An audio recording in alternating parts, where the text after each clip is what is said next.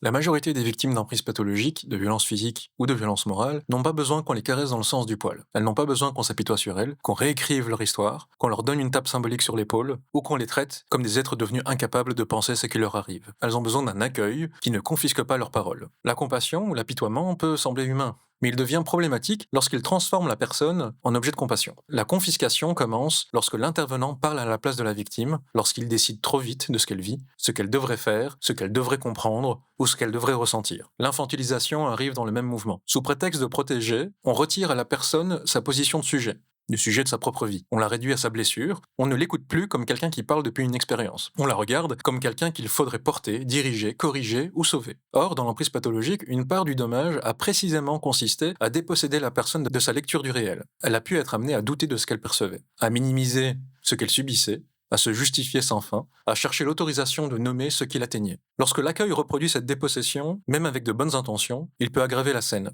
Malheureusement, une parole trop compatissante peut enfermer, une interprétation trop rapide peut recouvrir, un conseil trop pressé peut déplacer la personne de sa propre parole vers le scénario, de celui qui croit savoir. Accueillir ne veut pas dire tout valider, tout croire sans penser, ou renoncer à la rigueur. C'est tenir une place, entendre sans avaler, soutenir sans prendre position, reconnaître sans réduire, accompagner sans substituer.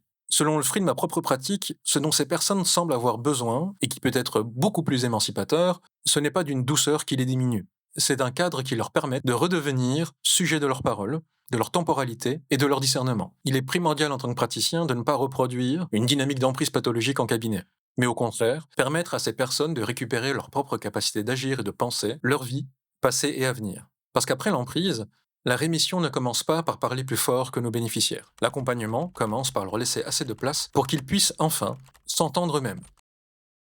Pas moi, pas les autres, pas lui, pas elle, mais repartir d'eux-mêmes.